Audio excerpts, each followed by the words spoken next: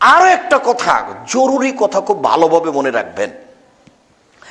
বুরাইদা রাদিয়াল্লাহু তাআলা আনহু বলেন, সামিয়া রাসূলুল্লাহ সাল্লাল্লাহু আলাইহি ওয়াসাল্লাম রাজুলান, আল্লাহর নবী একটা লোককে দোয়া করতে শুনলেন। লোকটা বলছে, আল্লাহুম্মা ইন্নী আসআলুকা বিআন্নাকা আনতাল্লাহ, আমি তোমার কাছে একটা জিনিস চাচ্ছি, এই জন্য চাচ্ছি যে তুমি আল্লাহ, বিআন্নাকা আনতাল্লাহ, লা ইলাহা ইল্লা আনতাল আহাদুস সামাদুল্লাযী লাম ইয়ালিদ ওয়া লাম ইউলাদ ওয়া লাম ইয়াকুল লাহু কুফুয়ান আহাদ।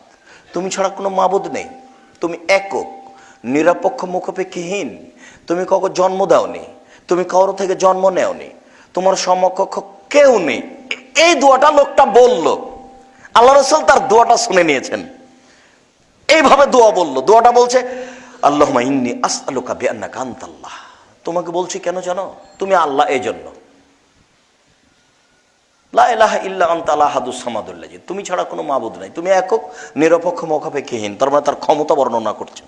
লোকটা দোয়াতে কি করছেন, তার ক্ষমতা বর্ণনা করছেন। তুমি তো পারো, আমি বিরুদ্ধ মানুষ, তাতে কি আছে, তুমি তো পারো, আমি অসহায় রাস্তায় পড়ে থাকবো কেন, তুমি ঠিক করে দাও, তুমি তো পারো।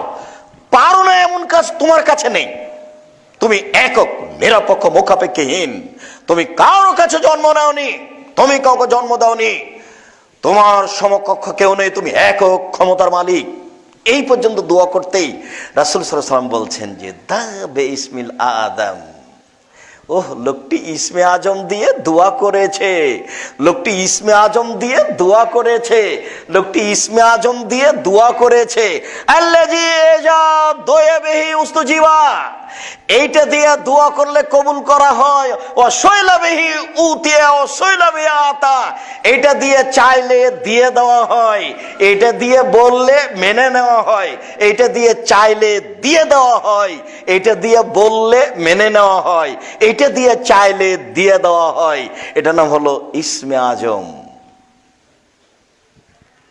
আর ওরা বলছে, পীর ফকিরেরা বলছে আল্লাহ আল্লাহ, এইটাই নাকি ইসমে আজম। জি না, নাউজুবিল্লাহ মিন যালিক। আল্লাহ আল্লাহ এই জিকির ইসমে আজম নয়, এই পুরো দোয়াটা হচ্ছে ইসমে আজম। আল্লাহুম্মা ইন্নী আসআলুকা বিআন্নাকা আনতাল্লাহ লা ইলাহা ইল্লা আনতাল আহাদুস সামাদুল্লাযী লাম ইয়ালিদ ওয়া লাম ইউলাদ ওয়া লাম ইয়াকুল লাহু কুফুয়ান আহাদ। উপদেশ একটা বই পাওয়া যায় এদেশে, জানা আছে কি না আল্লাহই ভালো জানে। এদেশে একটা বই পাওয়া যায়, আনে রাসূল সাল্লাল্লাহু আলাইহি ওয়াসাল্লাম দোয়া অধ্যায়, মূল্যায়ন করিয়েন। মাসিক আল ইতিসাম পত্রিকা মূল্যায়ন করেন, আমার অনুরোধ রক্ষা করার চেষ্টা করেন। আমি আপনার ক্ষতি করছি এটা আমার কোনো সময় মনে বলে না।